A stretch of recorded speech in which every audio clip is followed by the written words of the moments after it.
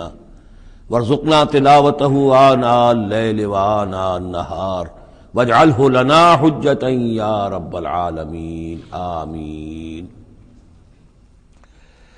اب ہم اللہ کے نام سے قرآن حکیم میں مکی اور مدنی صورتوں کا جو دوسرا گروپ ہے اس کی مدنی صورتوں کے جوڑے کا مطالعہ شروع کر رہے ہیں۔ مکیات اس دوسرے گروپ میں دو ہیں، سورۃ الانعام، سورۃ الاعراف، جن کا مطالعہ ہم کر چکے ہیں، اور میں نے ابتدا ہی میں عرض کیا تھا کہ یہ گروپ اس اعتبار سے متوازن ہے کہ اس میں دو ہی صورتیں مکی ہیں، دو ہی مدنی ہیں۔ انفال اور توبہ یہ دو مدنیات ہیں۔ ان کا جو ربط اور تعلق ہے اس گروپ کی مکی صورتوں کے ساتھ، پہلے تو اس کو سمجھ لیجئے۔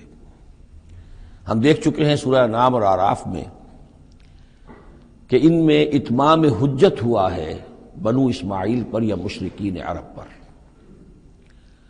اس اتمام حجت کے بعد اللہ کا جو ہمیشہ سے ضابطہ اور قاعدہ رہا ہے، قانون رہا ہے کہ کسی رسول کے بھیجے جانے کے بعد اور اس کی جانب سے اتمام حجت کے کیے جانے کے بعد بھی اگر کوئی قوم کفر پر اڑی رہے بحیثیت مجموعی تو اس پر عذاب الہی آتا ہے، عذاب استیصال۔ اگرچہ یہ عذاب مختلف شکلوں میں آیا، کہیں کسی قوم کو ان کے اپنے ہی علاقوں میں سیلاب بھیج کر اور غرق کر دیا گیا جیسے حضرت نوح علیہ السلام، کہیں کوئی بہت تیز آندھی بھیجی اور اس کے نتیجے میں جیسے کہ قوم عاد کے اوپر عذاب آیا، کہیں زلزلہ آیا، کہیں آسمان سے پتھراؤ ہوا جیسے کہ عمورہ اور صدوم کی بستیوں پر ہوا، کہیں جیسا کہ آپ کو معلوم ہے کہ آل فرعون کو ان کے محلوں سے اور گھروں سے نکال کر لا کر اور سمندر میں غرق کر دیا۔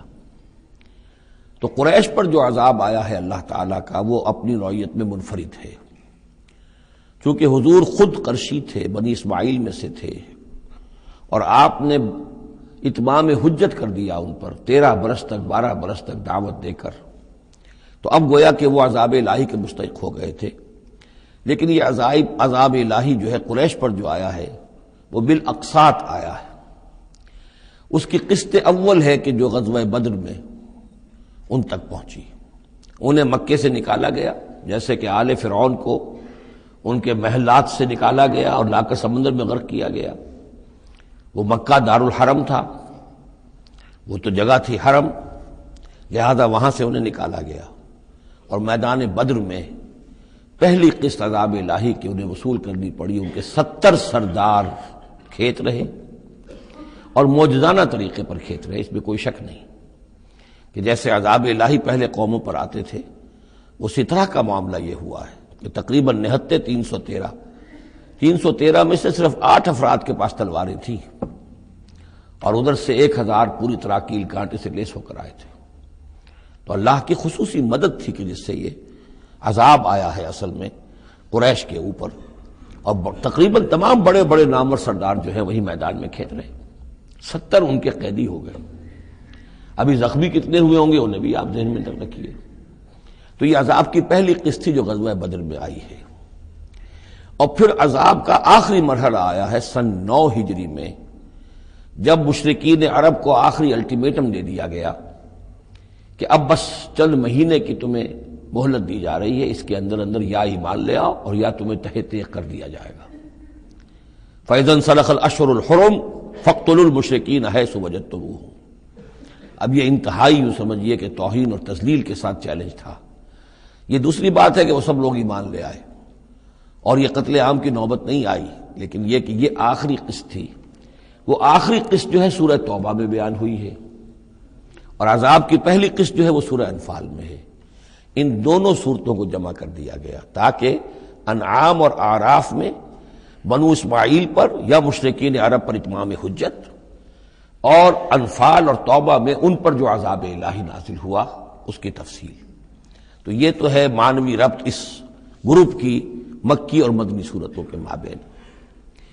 باقی جو یہ سورہ انفال ہے اس کے بارے میں نوٹ کر لیجئے کہ غزوہ بدر کے فوراً بعد متصلاً بعد نازل ہوئی ہے، گویا کہ سورہ آل عمران جو ہم پڑھ چکے ہیں اس سے پہلے ہے اس کا نزول، اس کے اکثر و بیشتر حصے سے پہلے نازل ہوئی ہے۔ تو یہ زمانی ترتیب جو ہے اگر یہ ذہن میں نہ رہے تو پھر اس سے کافی خلجان پیدا ہو جاتا ہے۔ اس کا جو پس منظر ہے وہ یہ غزوہ بدر کا معاملہ سمجھنا بہت ضروری ہے۔ دیکھیے یہاں تفصیل کا موقع تو ہے نہیں، میں نے سیرت النبی علیہ صاحب الصلاۃ والسلام سے منہج انقلاب نبوی کے جو مختلف سٹیپس ہیں کہ اس میں کن کن مراحل سے ہو کر آپ نے دین کے غلبے کا جو فرض منصبی آپ کے حوالے کیا گیا تھا اس کی تکمیل فرمائی۔ تو اس میں یوں سمجھیے کہ ایک مرحلہ تھا جو مکے میں طے ہو گیا، اور وہ اصل میں 4 مرحلے تھے: دعوت، تنظیم، تربیت اور صبر محض۔ وہاں ہاتھ اٹھانے کی اجازت نہیں تھی۔ ہم پڑھ آئے ہیں، سورہ نساء میں آ چکا ہے کہ اس وقت حکم تھا کفو ایدیکم، اپنے ہاتھ بندھے رکھو، تمہارے چاہے ٹکڑے اڑا دیے جائیں، تمہیں زندہ جلا دیا جائے، تم کوئی انتقامی کارروائی تو دور کی رہی، مدافعانہ کارروائی بھی نہیں کرو گے۔ No raising of hands even in self defence. یہ 4 مراحل تھے جو چلتے رہے تاں آ کے ایک طرف تو اب حضور کے پاس جانثاروں کی ایک جماعت تیار ہو گئی جو سرد و گرم چشیدہ تھے، ہر طرح کے حالات میں سے گزر چکے تھے، سختیاں جھیل چکے تھے، قربانیاں دے چکے تھے، ان کے اخلاص مع اللہ میں کسی شک و شبے کی گنجائش نہیں تھی، ان کے دل جو ہیں خالص ہو چکے تھے اللہ کے لیے۔ اور دوسری طرف یہ کہ اللہ تعالیٰ نے ایک دار الہجرت کا انتظام کر دیا، کھڑکی کھول دی مدینے کی طرف، ہجرت کا اہتمام ہو گیا تاکہ اہل ایمان کو وہاں سے نکال کر اور مدینے میں لے آیا جائے۔ اب یہاں سے اقدام ہو، اسی لیے ہجرت فرض کر دی گئی کہ اب تمام مسلمان یہاں آ جائیں۔ ظاہر بات ہے کہ ہجرت جو ہے وہ فلائٹ نہیں تھی، وہ کوئی فرار نہیں تھا، بھاگ کر جان بچانا نہیں تھا۔ مغربی مورخین تو اسی نام سے اس کو یاد کرتے ہیں۔ وہ تو اصل میں یہ تھا کہ ایک جگہ اگر اس کام کے لیے موضوع نہیں ہے تو کوئی اور بیس، آلٹرنیٹ بیس اگر مل جائے تو وہاں سے اپنا آفینسو جو ہے، آخری فیصلہ کن اقدام جو ہے وہاں سے لانچ کیا جائے۔ لہذا مدینے میں آ کر حضور نے صلی اللہ علیہ وسلم صرف 6 مہینے لیے ہیں انٹرنل کنسالیڈیشن، کہ اب آپ آئے ہیں، نئے آئے ہیں، مہاجرین نئے آئے ہیں، تو ایک تو یہ کہ ان 6 مہینے میں آپ نے مسجد نبوی تعمیر کر لی، مرکز بن گیا، گورنمنٹ ہاؤس بھی ہو گیا یہ، اور پارلیمنٹ ہاؤس بھی ہو گیا، دارالندوہ بھی ہو گیا، دارالعلوم بھی ہو گیا، خانقاہ بھی ہو گئی، عبادت گاہ بھی ہو گئی، مرکز ہو گیا۔ ثانیاً آپ نے انصار اور مہاجرین کے اندر مواخات کرا دی، ایک انصاری ایک مہاجر بھائی بنا دیا۔ تیسرے یہ کہ آپ نے بہت بڑا کام یہ کیا کہ جو یہود کے قبیلے وہاں آباد تھے ان کو آپ نے ان کے ساتھ ایک معاہدہ کر لیا، جوائنٹ ڈیفنس آف مدینہ، میثاق مدینہ، مدینے کی ایک مدافعت جو ہوگی وہ مشترک ہوگی، کوئی بھی حملہ آور آئے گا باہر سے تو مل کر مسلمان اور یہودی اس معاملے میں ایک ملت ہوں گے اور دفاع کریں گے مدینے کا۔ بس 6 مہینے آپ نے اس کام میں لیے، 7ویں مہینے سے پھر آپ نے کچھ چھوٹے چھوٹے دستے بھیجنے شروع کر دیے، چھاپا مار دستے سمجھ لیجئے، کہ جس سے وہ جو کیروان روٹس تھے، قریش کی لائف لائن یہی تھی، ان کا تجارتی سلسلہ تھا، شام کی طرف قافلے جو جاتے تھے وہ بدر سے ہو کر گزرتے تھے، بدر کے قریب سے، اور بدر جو ہے مدینے سے قریب تر تھا، مکے سے فاصلہ زیادہ ہے، اور جو قافلے جاتے تھے یمن کو وہ طائف سے ہو کر گزرتے تھے۔ تو آپ نے ان راستوں کے اوپر چھاپا مار دستے بھیجنے شروع کر دیے۔ جدید اصطلاح میں اس کو یہ کہا جائے گا کہ اکنامک بلاکیڈ آف مکہ۔ 8 ایسی مہمیں غزوہ بدر سے پہلے ثابت ہیں 1.5 سال کے اندر۔ 6 مہینے آپ نے وہ لیے، 1.5 سال اور 2 سال کے بعد غزوہ بدر ہو گیا ہے۔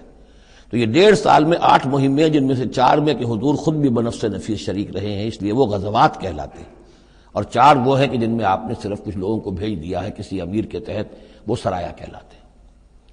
تو یہ جو صورتحال ہوئی، اور اس میں یہ بھی ہوا کہ حضور جہاں جاتے تھے خود تو وہاں کے قبائل سے آپ معاہدے کر لیتے تھے۔ اب یا تو وہ جو قبائل جو تھے مقامی، پہلے تو وہ قریش کے حلیف تھے، اب یا تو وہ حضور کے حلیف ہو گئے، مسلمانوں کے حلیف ہو گئے، تو قریش کی طاقت کم ہوئی، مسلمانوں کی بڑھ گئی، یا یہ ہے کہ وہ نیوٹرل ہو گئے کہ ہم نہ قریش کی مدد کریں گے آپ کے خلاف، نہ آپ کی مدد کریں گے قریش کے خلاف، نیوٹرل ہو گئے۔ اس سے بھی یہ ہے کہ قریش کا جو حلقہ اثر تھا، سیاسی زون آف پولیٹیکل انفلوئنس، وہ کم ہو رہا ہے۔ یہ 2 چیزیں ایسی ہوئی ہیں، political isolation of Quraysh and economic blockade of Mecca, جس کے نتیجے میں مکے والے جو ہیں پھر یوں سمجھیے کہ تنگ آمد بجنگ آمد، ورنہ مکے والوں کی طرف سے کوئی آغاز ثابت نہیں ہے تاریخ میں کہ حضور کے اور مسلمانوں کے مکے سے جانے کے بعد ان کی طرف سے کوئی ابتدا ہوئی ہو، کوئی انیشیٹو لیا گیا۔ دو واقعات خاص طور پر ایسے ہو گئے کہ ایک چھوٹا سا آپ نے ایک دستہ بھیجا تھا نخلا، اور یہ نخلا جو ہے یہ مکے اور طائف کے مابین ہے، تو سمجھیے کس قدر فاصلے پر، اور وہاں مٹ بھیڑ ہو گئی۔ جو مسلمان وہاں بھیجے گئے تھے ان کے کفار کے ساتھ، وہاں ایک مشرک مکے کا مارا گیا، ایک کو انہوں نے قید کیا، ساتھ لے آئے، کچھ سامان جو ان کا تجارت تھا وہ بھی لے آئے، وہ مال غنیمت سمجھ کر۔ تو حضور اگرچہ ناراض ہوئے کہ میں نے تمہیں لڑنے کا حکم نہیں دیا تھا، میں نے اس لیے بھیجا تھا کہ وہاں رہو اور قریش کی نقل و حرکت سے ہمیں مطلع کرتے رہو، لیکن اب سچویشن پیدا ہو گئی، گویا کہ یہ چاہے ارادہ تھا یا نہیں تھا، ڈی فیکٹو شکل یہی ہوئی کہ اقدام ہو گیا مسلمانوں کی طرف سے، اب آغاز ہو گیا مسلمانوں کی طرف سے۔ ادھر جب ابو سفیان لے کر جا رہے تھے بہت بڑا قافلہ شام کی طرف، تو حضور نے اس کا تعاقب کیا، لیکن وہ تیزی سے نکل گئے تھے۔ لیکن جب واپس آ رہے تھے اور 50,000 دینار کا سامان تھا ان کے قافلے کے اندر، بہت لدا پدا قافلہ، انہیں یہ خطرہ ہوا کہ اب پھر محمد صلی اللہ علیہ وسلم اور ان کے ساتھی کہیں لوٹیں گے ہمیں اور ہمارے اوپر حملہ کریں گے، روکیں گے ہمارا راستہ۔ تو انہوں نے یہ کی دوہری حکمت عملی کی کہ ایک تو یہ کہ ایک سوار بھیجا آگے تیزی کے ساتھ دوڑایا کہ مکے جاؤ اور کہو کہ ہمارے قافلے کو خطرہ ہے محمد سے صلی اللہ علیہ وسلم، لہذا مدد بھیجو۔ اور ادھر یہ کیا کہ وہ عام راستہ جو تھا جو بدر سے ہو کر گزرتا تھا اسے چھوڑ کر ساحل سمندر کے ساتھ ساتھ نیچے سے ہو کر وہ نکل بھی گئے۔ اب وہاں مکے میں یہ دونوں چیزیں بیک وقت پہنچ گئیں، ایک طرف وہ نخلا سے لوگ روتے پیٹتے چیختے چلاتے ہمارا آدمی مار دیا محمد کے آدمیوں نے، وہ آ گئے، ادھر سے وہ آ گیا جو ابو سفیان کا بھیجا ہوا تھا ایلچی کہ دوڑو دوڑو دوڑو تمہارا قافلہ محمد لوٹنے والے ہیں اور یہ ہے اور وہ ہے۔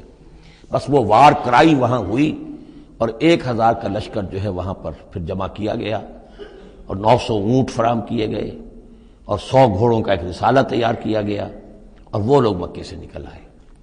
یہ صورتحال ادھر ہو رہی تھی۔ ادھر یہ ہے کہ حضور صلی اللہ علیہ وسلم نے مدینے میں پہلے تو یہ فیصلہ کیا تھا کہ اب یہ قافلہ واپس آنے والا ہے تو اب اس قافلے کا تعاقب کریں، ابھی جنگ وغیرہ کا آپ کو گمان نہیں تھا، ابھی مدینے ہی میں آپ نے یہ جو ہے اس ایسا ارادہ ظاہر کیا کہ جیسے پہلے بھی گئے تھے، جب قافلہ جا رہا تھا شام کی طرف تو تعاقب کیا تھا، ایسے جب آ رہا ہے تو اسے انٹرسیپٹ کریں۔ لہذا ایک تو مشاورت ہوئی ہے مدینے میں، آیا چلنا چاہیے یا نہیں چلنا چاہیے، وہ میں بعد میں عرض کروں گا جب ہم آیتیں پڑھیں گے۔ پھر جب کچھ لوگ نکل آئے اور یہ نہیں سمجھا گیا تھا کہ کوئی جنگ ہونی ہے، کوئی بڑا لشکر آ رہا ہے، اس وقت تک اطلاع نہیں تھی، اسی لیے بس جو جس کے ہاتھ میں آیا، کسی کے پاس نیزہ تھا، کسی کے پاس کچھ اور تھا، تلواریں 8 تھیں، گھوڑے کل 2 تھے، وہ چل پڑے۔ چلو اس لیے کہ مسئلہ تو قافلے کا مسئلہ ہے نا، کوئی جنگ تو ہے نہیں، کوئی لشکر وشکر تو آ نہیں رہا۔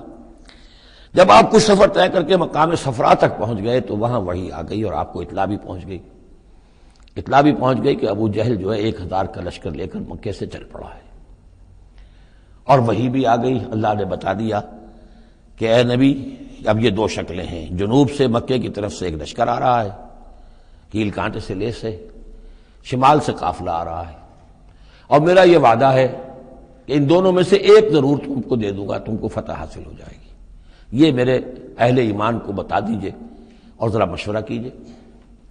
تو دوسری مشاورت جو ہے وہ مدینے سے نکل کر ہوئی ہے مقام صفرا میں۔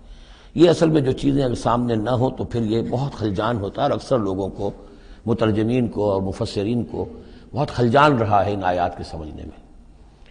اور اس کے علاوہ جو ایک خلجان رہا ہے وہ یہ رہا ہے کہ ایک دور ہم پر ایسا گزرا ہے انگریز کے حکومت کے زمانے میں، اور خاص طور پر جب نئی نئی مغربی سائنس اور مغربی تہذیب کا ہم پر حملہ ہوا ہے، تو چونکہ مغرب کے لوگوں نے یہ کہا کہ یہ اسلام تو تلوار سے پھیلا ہے، بوئے خون آتی ہے اس قوم کے افسانوں سے، تو ہمارے ہاں کچھ مخلص لوگ تھے، نیک لوگ تھے جو چاہتے تھے کہ اسلام کو اور حضور صلی اللہ علیہ وسلم کی سیرت کو بچائیں، اس کی دفاع کریں۔ انہوں نے کہا نہیں اسلام تلوار سے نہیں پھیلا، حضور نے تو جو جنگیں کی تھی وہ صرف مدافعانہ تھیں، ان کے اوپر جنگ ٹھوس دی گئی تھی اور آپ نے کوئی اقدام نہیں کیا۔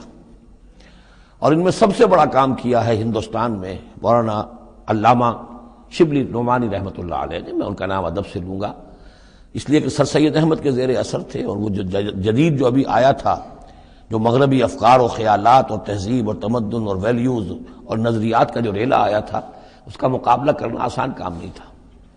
تو یہ اپولوجیٹک انداز اختیار کیا ہے شبلی نعمانی نے، اور اس میں یہ ہے کہ وہ جو ابتدائی جو 8 جو غزوات اور سرایا ہیں جو بدر سے پہلے ہوئے، انہیں بالکل تقریباً نظر انداز کر دیا ہے، تاکہ یہ ثابت نہ ہو کہ انیشیٹو حضور کی طرف سے ہوا ہے۔ تو یہ چیز جو ہے میں سمجھتا ہوں کہ ایک خاص دور کا تقاضا تھی، وہ دور اب گزر چکا۔ اب اسلام کا یہ فکر کہ اسلام ایک مکمل دین ہے، یہ اپنا غلبہ چاہتا ہے، اور حضور کو بھیجا گیا تھا اس لیے کہ دین کو غالب کرے، اور دین کو غالب کرنے کی جد و جہد ایک انقلابی جد و جہد ہے۔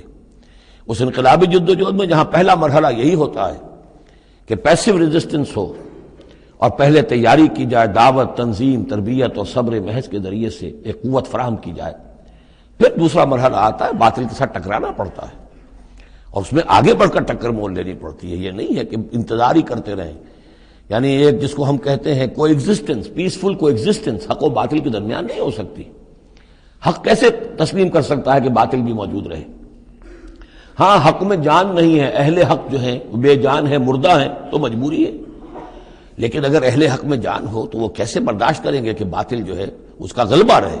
ہاں، باطل جو ہے وہ نیچا ہو کر رہے، اگر وہ مغلوبیت کی شکل اختیار کر لے تو ٹھیک ہے، لیکن یہ کہ باطل کا غلبہ ہو اور اہل ایمان میں جان بھی ہو، تو یہ دو چیزیں جو ہیں یہ تو ایک دوسرے سے بالکل متضاد ہیں۔ جیسے حضرت ابوبکر نے فرمایا تھا ایبدل الدین وانا حی، کیا دین میں ترمیم کی جائے گی جبکہ ابھی میں زندہ ہوں؟ میرے جیتے جی دین کے اندر ترمیم، یہ ممکن نہیں ہے۔ تو وہی بندہ مومن کی شان ہونی چاہیے۔ تو اصل حقائق الحمدللہ بہت اچھی طریقے سے واضح ہو چکے ہیں۔ بہرحال اتنا پس منظر جو ہے جان لیجئے، اور ایک خاص اسلوب جو ہے اس سورہ مبارکہ کا، اگرچہ یہ تقریباً ایک خطبہ ہے مسلسل 10 رکوع ہے، لیکن اس میں ایک خاص مسئلے کو نکال کر پہلے درمیان شروع میں لے آئے ہیں۔ اس کی بحث آئے گی تقریباً وسط میں جا کر، لیکن اس اسلوب کو یہاں نوٹ کر لیجئے، وہ اس لیے کہ یہی اسلوب ہے جس سے ہمیں سمجھنے میں مدد ملے گی۔ سورہ توبہ کے جو ترتیب مضامین ہے وہاں بھی بہت اشکال ہے، اور بہت سے مترجمین کو جدید دور کے جو زیادہ محنت نہیں کر سکے ہیں، بس ترجمہ مکمل کرنا انہوں نے اپنے پیش نظر رکھ لیا، تفسیر مکمل کرنی ہی ہے، لہذا وہ تیزی کے ساتھ وہ دقت نظر کا ثبوت نہ دے سکے تو اس میں بڑے خلجان پیدا کر دیے۔ وہ اسلوب کیا ہے کہ اس پوری بحث میں سب سے ایک نمایاں مسئلہ یہ ہو گیا تھا غزوہ بدر کے بعد کہ مال غنیمت پر مسلمانوں میں جھگڑا ہو گیا۔ پہلی جنگ تھی، غنیمت کی تقسیم کیسے ہوگی، اس کا قانون کیا ہے، اس کا ضابطہ کیا ہے، وہ معلوم نہیں تھا۔ اور یہ کہ عام طور پر جو عرب میں پہلے رواج تھا وہ تو یہ تھا کہ جس کے ہاتھ جو لگ گیا بس وہ اس کا ہے۔ وہ تو لوٹ مار جانتے تھے، کوئی باقاعدہ جنگ جو ہے وہ تو ان کے ہاں اس طریقے سے منظم کوئی تنظیم تو تھی نہیں، تو جو جس کے ہاتھ لگ گیا۔ اب لوگوں نے یہ سمجھا غزوہ بدر میں جس نے جو کچھ مال غنیمت جمع کیا وہ اس کا ہے۔ اب کچھ لوگوں نے کہا صاحب کہ ہم یہاں حضور کے حفاظت کے لیے مامور تھے، یہاں پہرے پر تھے، ہم تو مال جمع نہیں کر سکے، تو کیا مطلب ہے ہمارا کوئی حصہ نہیں ہوگا؟ یا یہ ہے کہ کچھ بزرگوں نے کہا جو وہ اتنی بھاگ دوڑ تو نہیں کر سکتے جتنے نوجوان کر سکتے تھے، بھاگ کر دوڑ کر ادھر سے ادھر جمع کر لینا، لیکن یہ کہ ان کی حیثیت ہوتی ہے، وجاہت ہوتی ہے، تو ایک جھگڑا پیدا ہو گیا کہ یہ کس طریقے سے تقسیم ہو، کس کا کتنا حق ہے۔ تو اس جھگڑے کا ذکر کر کے سورت شروع کی ہے، لیکن اس کے اوپر کوئی بات یہاں نہیں کی، بلکہ کیٹیگوریکل بات کی ہے کہ جڑ کاٹ دی اس کی، لیکن اس پر جو اصل حکم ہے وہ بعد میں آئے گا وسط سورت میں۔ مال غنیمت کے لیے یہاں لفظ آیا انفال، یسألونک عن الانفال۔ اے نبی یہ آپ سے انفال کے بارے میں پوچھ رہا ہے۔ انفال جمع نفل کی، نفل کہتے ہیں کسی اضافی شے کو، جیسے نماز فرض ہے، یہ سنت مؤکدہ ہے، یہ فلاں ہے، یہ نفل ہے، اضافی ہے، آپ کی مرضی پر ہے، پڑھیں نہ پڑھیں۔ تو جو کہ جنگ میں اصل شے جو مطلوب ہوتی ہے وہ فتح ہوتی ہے، مال غنیمت تو ایک اضافی شے، بونس ہے جو مل گیا، ورنہ اصل شے جو ہے وہ مال غنیمت جو ہے پیش نظر جنگ میں نہیں ہوتی۔ لوٹ مار میں اصل شے جو ہے وہ لوٹ مار کا مال ہوتا ہے، لیکن جب جنگ ہوتی ہے تو جنگ میں تو اصل چیز جو مقصود ہے وہ فتح ہے۔ تو اس حوالے سے مال غنیمت کو انفال کے لفظ سے تعبیر کیا گیا، یسألونک عن الانفال۔ اے نبی یہ آپ سے پوچھ رہے ہیں مال غنیمت کے بارے میں، قل الانفال للہ والرسول۔ پہلے تو جڑ کاٹ دی مسئلے، کہہ دیں کہ یہ انفال کل کے کل اللہ اور اس کے رسول کے ہیں، تم میں سے کسی کا کوئی حق ہے ہی نہیں، لاؤ سب جمع کر دو۔ یہ فتح جو ہے تمہارے ہاتھوں نہیں آئی ہے، یہ اللہ کی خصوصی مدد سے آئی ہے، لہذا کسی کا کوئی حق نہیں۔ زیرو لیول پر لا کر پھر ان کو سنبھالنا آسان تھا، کہ جب معلوم ہو کہ سب کچھ ہاتھ سے دیکھا تو پھر تو ظاہر بات ہے کہ آدمی جو ہے جب ساری جاتی دیکھیے تو آدھی دیجے بانٹ والی بات ہے، پھر وہ کم کے اوپر بھی راضی ہو گئے۔ لیکن پہلا مسئلہ یہی تھا، قل الانفال للہ والرسول واتقوا اللہ، اللہ کا تقوی اختیار کرو، واصلحوا ذات بینکم، اور اپنے آپس کے معاملات کو درست کرو، واطیعوا اللہ ورسولہ، اور اللہ اس کے رسول کی اطاعت کرو، ان کنتم مؤمنین، اگر تم مومن ہو۔ گویا کہ جڑ ہی کاٹ دی، کسی کا کوئی حق اس میں ہے ہی نہیں، یہ سب اللہ اس کے رسول کے لیے یعنی اسلامی ریاست کے لیے۔ اب یہاں جو آگے آیات آ رہی ہیں بڑی اہم ہیں۔ بندہ مومن کی شخصیت کا جو حیولہ ہے اور بندہ مومن کی جو تعریف ہے، جامع ترین اور مختصر ترین الفاظ میں یہ آئی ہے سورہ حجرات میں۔ اس کے دو حصے ہیں، ایک تو ہے بندہ مسلم، مسلمان کے لیے تو 5 چیزیں ہیں، کلمہ شہادت، نماز، روزہ، حج، زکوٰۃ۔ لیکن حقیقی مومن کے لیے اس میں 2 اضافی چیزیں شامل کرنی پڑیں گی۔ وہ کیا ہیں؟ دلی یقین اور عملی جہاد۔ بندہ مومن کی شخصیت کے اندر یہ 2 رخ اور ہونے چاہیے۔ جو صرف مسلمان ہے، کلمہ شہادت، نماز، روزہ، حج، زکوٰۃ، بنی الاسلام علی 5، شہادت اللہ الہ الا اللہ وان محمد رسول اللہ واقام الصلاۃ وایتاء الزکوٰۃ وصوم رمضان وحج البیت۔ لیکن مومن انما المؤمنون الذین آمنوا باللہ ورسولہ ثم لم یرتابوا، یقین والا ایمان، دل میں ایمان، وجاہدوا باموالہم وانفسہم فی سبیل اللہ، اور جہاد کریں اپنی جان اور مال کے ساتھ اللہ کی راہ میں۔ اب یہاں یوں سمجھیے کہ سورہ حجرات کی اس آیت نمبر 15 میں جو ڈیفینیشن آئی ہے، جیسے پرکار ہوتی ہے، پرکار کو کھول دیا۔ ایک حصے کی کیفیات کو یہاں اس سورہ انفال کے شروع میں لے آئے ہیں، اور دوسری جہاد والی کیفیات کو سورہ انفال کے آخر میں لے آئے ہیں۔ تو یہ پرکار یہاں کھلی ہوئی ہے اس ڈیفینیشن کی۔ تو ایک حصہ ڈیفینیشن کا یہاں آ رہا ہے، انما المؤمنون الذین اذا ذکر اللہ وجلت قلوبہم، اہل ایمان، حقیقی مومن تو وہ ہیں کہ جب اللہ کا ذکر کیا جاتا ہے تو ان کے دل لرز جاتے ہیں۔ وَإِذَا تُلِيَتْ عَلَيْهِمْ آیاتُهُ، اور جب انہیں اس کی آیات پڑھ کر سنائی جاتی ہیں، زادتہم ایمانا، ان کے ایمان میں بڑھوتری ہوتی ہے، اضافہ ہوتا ہے۔ وَعَلَىٰ رَبِّهِمْ يَتَوَكَّلُونَ، اور وہ اپنے رب پر توکل کرتے ہیں۔ الَّذِينَ يُقِيمُونَ الصَّلَاةَ، جو نماز کو قائم رکھتے ہیں۔ وَمِمَّا رَزَقْنَاهُمْ يُنْفِقُونَ، اور جو کچھ ہم نے انہیں دیا ہے اس میں سے اللہ کے لیے، اللہ کے دین کے لیے خرچ کرتے ہیں۔ انفاق فی سبیل اللہ مراد ہے۔ اولئک ھم المؤمنون حقا، یہ وہ لوگ ہیں جو سچے مومن ہیں، حقیقی مومن ہیں۔ لیکن نوٹ کر لیجئے یہ بھی ابھی آدھی ڈیفینیشن آئی ہے، اس سورہ مبارکہ کے آخر میں آئے گی، اور وہاں جا کے پھر یہی الفاظ آئیں گے۔ یہ آیت نمبر 74 ہے، والذین آمنوا وہاجروا وجاہدوا فی سبیل اللہ والذین آووا ونصروا اولئک ھم المؤمنون حقا لہم مغفرۃ ورزق کریم۔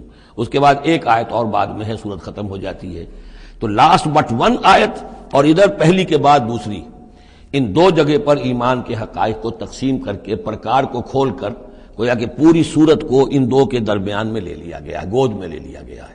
ایمان کی ڈیفینیشن کے یہ 2 حصے جو ہیں ان کی گود میں۔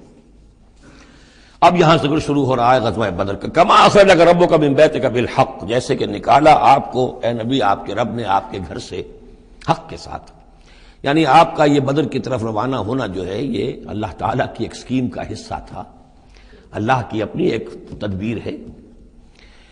وَإِنَّ فَرِيقًا مِّنَ الْمُؤْمِنِينَ لَكَارِهُونَ، اہل ایمان میں سے کچھ لوگ اسے پسند نہیں کر رہے تھے۔ یہ کون لوگ تھے؟ یہ ہے وہ پہلی مشاورت جو مدینہ ہی میں ہوئی ہے۔ ان میں ظاہر بات ہے مدینہ میں منافق بھی تھے، جن کا خیال یہ تھا لڑنے بھیڑنے کا، لوٹ مار کرنے کا، یہ کوئی فائدہ ہے بھلا؟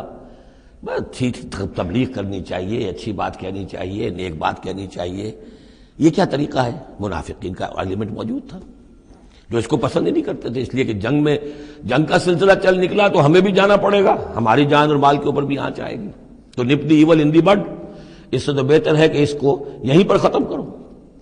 اس اعتبار سے ویسے بھی کچھ انسانی فطرت ایسی ہوتی ہے، کچھ نیک سرشت لوگ بھی ہوتے ہیں کہ آخر اس سے کیا فائدہ نکلے گا؟ ابھی کوئی خاص جو ہے قریش کی طرف سے تو اقدام ہوا نہیں تھا، ہم آگے بڑھ کر جو ہے یہ جو بات اقدام کر رہے ہیں تو آخر اس کا فائدہ کیا ہے؟ تو یہ اس قسم کی باتیں اس وقت کہی گئیں۔ ان فریقا من المؤمنین لکارہون، اب یہ مومنین ان میں سے اہل نفاق بھی ہو سکتے ہیں اور سادہ لوگ اور نیک دل جو مسلمان ہیں وہ بھی ہو سکتے ہیں۔ یجادلونک فی الحق بعد ما تبین کانما یساقون الی الموت وهم ینظرون، اور وہ جھگڑ رہے تھے آپ سے حق کے معاملے میں، جبکہ بات ان پر بالکل واضح ہو چکی تھی۔ یہ دوسری آیت میرے نزدیک جو دوسری مشاورت ہوئی ہے مقام صفرا پر، اس سے متعلق ہے۔ وہ یہ کہ وہاں سے جب مکے سے آپ چلے تو اس وقت تک کسی لشکر وغیرہ کی کوئی اطلاع نہ آپ کو تھی اور نہ اس کا کوئی گمان تھا ابھی۔ وہ تو ایسے ہی تھا جیسے پہلے 8 مرتبہ جو ہے وہ جو ایکسکرشنز جو ہوئی تھیں، جس طریقے کی مہمات بھیجی گئی تھیں، یہ اسی طرح کی ایک مہم ہے۔ لیکن یہ ہے کہ آگے چل کر جب آپ کچھ دور چل نکل کے آ گئے تھے، یہاں آ کر جو ہے آپ کو وحی بھی آ گئی اور اطلاعات بھی مل گئی کہ صورتحال وہ ہو چکی ہے۔ ایک طرف نخلا سے روتے پیٹتے لوگ پہنچ گئے وہاں، دوسری طرف یہ کہ ادھر سے ابو سفیان کا جو ہے ایلچی پہنچ گیا چیختا چلاتا ہوا، اور 1000 کا لشکر لے کر ابو جہل نکل پڑا ہے بدر کی طرف۔ اب وہ بدر کی طرف آ رہا ہے، ادھر سے قافلہ بدر کی طرف آ رہا ہے شمال سے۔ اس وقت اللہ تعالیٰ نے فرمایا، اور یہ مشاورت جیسا کہ میں نے کہا تھا، جیسے کہ حضرت طالوت نے کی تھی، ایک آزمائش اپنی فوج کی کہ جو اس دریا میں سے پانی پیے گا، سیر ہو کر پیے گا، اس کا مجھ سے کوئی تعلق نہیں۔ اسی طرح کا آپ نے مشاورت کا معاملہ اللہ تعالیٰ کے حکم سے مسلمانوں کے سامنے رکھ دیا۔ بعدما تبین کانما یساقون الی الموت، وہ لوگ ایسے محسوس کر رہے تھے جیسے انہیں دھکیلا جا رہا ہو موت کی طرف، وہم ینظرون، اور وہ دیکھ رہے ہوں۔ ظاہر بات ہے یہ کیفیت تو کٹر جو منافق تھے وہاں پر انہیں کی ہو سکتی تھی۔ وَإِذْ يَعِدُكُمُ اللَّهُ إِحْدَى الطَّائِفَتَيْنِ أَنَّهَا لَكُمْ، اور جب کہ اللہ تعالیٰ وعدہ کر رہا تھا تم سے کہ ان دونوں گروہوں میں سے ایک تمہیں مل جائے گا، ایک پر تمہاری فتح گارنٹیڈ ہے۔ وَتَوَدُّونَ أَنَّ غَيْرَ ذَاتِ الشَّوْكَةِ تَكُونُ لَكُمْ، اور اے مسلمانوں تم یہ چاہتے تھے کہ ادھر جاؤ جدھر کے کانٹا لگنے کا کوئی اندیشہ نہ ہو، اس لیے کہ بمشکل 50 یا 100 آدمی تھے اس قافلے کے ساتھ، اور اونٹ تھے بے شمار، اور جو میں نے آپ کو بتایا بہت بڑی مقدار کے اندر جو ہے 50,000 دینار کا جو مال تھا ان کے پاس، تو ان کو تو آسانی سے قابو کیا جا سکتا تھا، اس میں اندیشہ کم تھا۔ پھر دلیلیں بھی عقلی آ گئی ہوں گی کہ حضور ہمارے پاس تو کچھ ہتھیار بھی نہیں ہے، کچھ نہیں ہے، ہم تیاری کر کے مدینے سے نکلے ہی نہیں ہیں، تو اچھا ہے پہلے یہ کہ ہم جا کر ان پر قبضہ کر لیں تو ان کے ہتھیار بھی ہمیں مل جائیں گے، تو پھر لشکر سے لڑنے کے لیے ہم بہتر پوزیشن میں ہوں گے۔ تو عقل و منطق بھی یہ گویا کہ ان کے ساتھ تھی۔ وَيُرِيدُ اللَّهُ أَن يُحِقَّ الْحَقَّ بِكَلِمَاتِهِ، اور اللہ یہ چاہتا تھا کہ اپنے بات کو اپنے فیصلے کے ذریعے سے حق کا حق ہونا ثابت کر دے۔ وَيَقْطَعَ دَابِرَ الْكَافِرِينَ، اور کافروں کی جڑ کاٹ دے۔ یہ قطع دابر القوم الذین ظلموا، کافر قوم کی جڑ کاٹ دی گئی، جو ہم پڑھ کر آئے سورہ اعراف میں۔ اللہ کا ارادہ یہ تھا، اگر عام جو دنیاوی قواعد و ضوابط ہیں، فزیکل لاز ہیں، اس کے تحت یہ ہوتا تو اتنی بڑی بات ہی نہ ہوتی۔ اسے یوم الفرقان بنانا تھا کہ نمایاں ہو جائے کہ اللہ کس کے ساتھ ہے، حق کدھر ہے۔ اور یہ اسی وقت ہو سکتا تھا جبکہ یہ کنٹراسٹ برقرار رہتا کہ بے سر و سامان 313 گئے ہیں اور کیل کانٹے سے لے 1000 کے ساتھ ان کا مقابلہ ہوا ہے، اور پھر انہیں اللہ نے فتح دی ہے۔ لہذا اللہ کی مرضی کچھ اور تھی۔ یرید اللہ ان یحق الحق بکلماتہ ویقطع دابر الکافرین، اللہ چاہتا تھا کہ اپنی باتوں کے ذریعے سے حق کا حق ہونا ثابت کر دے اور کافروں کی جڑ کاٹ دے۔ یہ یحق الحق کا، تاکہ سچا ثابت کر دے حق کو، سچ کو، ویبطل الباطل، اور باطل ثابت کر دے باطل کو، باطل ہونا اس کا ثابت ہو جائے۔ ولو کرہ المجرمون، خواہ یہ مجرموں کو کتنا ہی ناگوار ہو۔ استستغیثون ربکم، یاد کرو جب کہ تم اپنے رب سے استغاثہ کر رہے تھے، دعائی دے رہے تھے کہ اللہ اب ہماری مدد فرما۔ فاستجاب لکم، تو اللہ نے تمہاری دعا کو قبول کیا تھا۔ انی ممدکم بألف من الملائکۃ مردفین، کہ میں تمہاری مدد کروں گا 1000 ملائکہ سے جو لگاتار آئیں گے، پے بپے آئیں گے۔ 1000 کا لشکر آیا ہے نا، تو 1000 فرشتے ہم تمہاری مدد کے لیے بھیج دیں گے۔ وما جعلہ اللہ الا بشرا، اور اللہ نے اس کو نہیں بنایا مگر تمہارے لیے بشارت، وَلِتَطْمَئِنَّ بِهِ قُلُوبُكُمْ، اور تاکہ تمہارے دل مطمئن ہو جائیں۔ وَمَن نَّصْرُ إِلَّا مِنْ عِندِ اللَّهِ، اور مدد تو اللہ کی طرف سے ہوتی ہے، فرشتوں کو بھیجے بغیر بھی وہ مدد کر سکتا ہے۔ کن فیکون کی شان کے ساتھ وہ جو چاہے کر دے، لیکن یہ کہ تمہارا جو اپنا ایک سوچنے کا انداز ہے بر بنائے طب بشری، تمہاری تسکین کے لیے ہم نے یہ شکل کر دی کہ 1000 دشمن آ رہا ہے تو 1000 فرشتہ تمہاری مدد کے لیے ہم بھیج دیں گے۔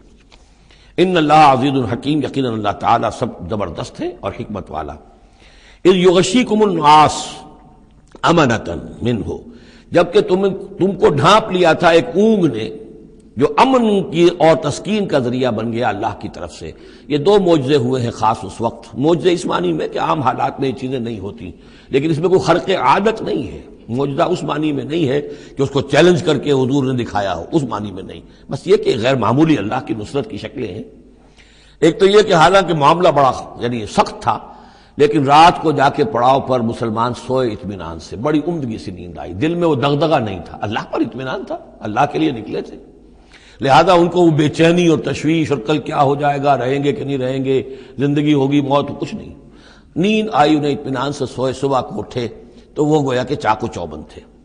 نمبر دو یہ ینزل علیکم من السماء ماء، اور جب کہ اتارا اس نے تم پر آسمان سے پانی، بارش ہو گئی، اس سے یہ ہوا لیطہرکم، تاکہ تمہیں پاک کرے، جنہیں غسل کی حاجت تھی غسل کر لیا، وَیُذْهِبَ عَنْکُمُ الرِّجْسَ الشیطان، اور دور کر دے تم سے شیطان کی نجاست کو، وَلِیَرْبِطَ عَلَىٰ قُلُوبِکُمْ، اور یہ کہ تاکہ تمہارے دلوں کے اندر بھی، اور بارش کے بعد جو فضا ہوتی ہے اس سے طبیعت کے اندر بھی ایک اطمینان اور سکون پیدا ہوتا ہے، ورنہ واقعہ یہ ہے کہ جہاں پر آ کر قریش پہلے ڈیرہ ڈال چکے تھے، پانی پر ان کا قبضہ تھا، اب یہاں پانی نہیں تھا، بارش ہوئی تو وہ نشیبی جگہ میں انہوں نے ایک اپنا حوض بھی جمع کر لیا، پانی بھی جو ہے وہ ان کے پاس فراہم ہو گیا۔